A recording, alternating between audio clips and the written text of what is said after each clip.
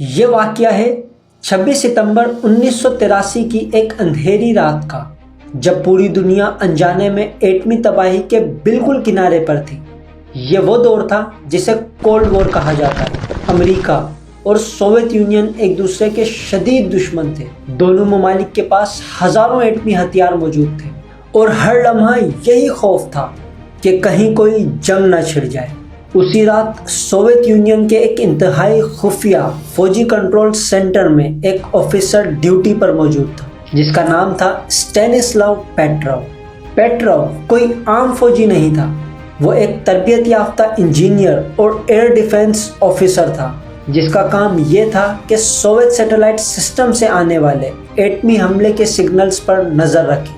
اگر سسٹم یہ ظاہر کرتا کہ امریکہ نے ایٹمی میزائل فائر کیے ہیں تو پیٹروو کو فوراً اپنے اوپر حکام کو اطلاع دینی ہوتی۔ اس اطلاع کے بعد چند منٹوں میں ہی جوابی ایٹمی حملہ ہو جاتا اور پھر دنیا کو کوئی نہیں بچا سکتا تھا۔ اچانک کنٹرول روم میں خطرے کی گھنٹیاں بج اٹھی۔ سوویت سسٹم کے مطابق امریکہ نے ایک ایٹمی میزائل فائر کیا تھا۔ چند لمحوں بعد یہ تعداد بڑھ کر 5 ایٹمی میزائل ہو گئی۔ کنٹرول روم میں موجود ہر شخص گھبرا گیا۔ قانون اور پروٹوکول کے مطابق پیٹروو کو فوراً رپورٹ دینی تھی، لیکن پیٹروو رک گیا۔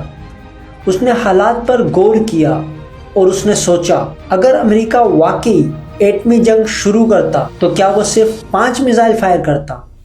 اصل ایٹمی حملہ تو سینکڑوں میزائلوں سے ہوتا۔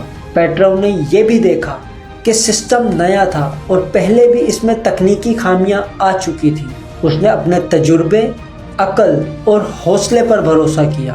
اس نے فیصلہ کیا وہ رپورٹ نہیں کرے گا۔ کچھ انتہائی خطرناک منٹ گزرے، پھر حقیقت سامنے آئی۔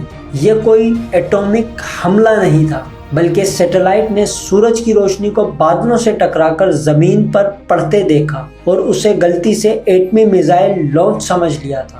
اگر اس لمحے پیٹروو گھبرا جاتا اور رپورٹ کر دیتا تو سوویت یونین جوابی حملہ کر دیتا اور دنیا ایٹمی آگ میں جل جاتی۔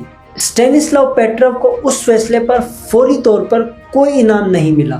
کئی سال تک یہ واقعہ خفیہ رکھا گیا، لیکن آج تاریخ مانتی ہے کہ ایک خاموش افسر کے درست فیصلے نے پوری دنیا کو تباہی سے بچا لیا۔ اور یہ کہانی ہمیں سکھاتی ہے کہ کبھی کبھی ایک انسان کا حوصلہ اور عقل طاقتور ہتھیاروں سے بھی زیادہ اہم ہو جاتا ہے۔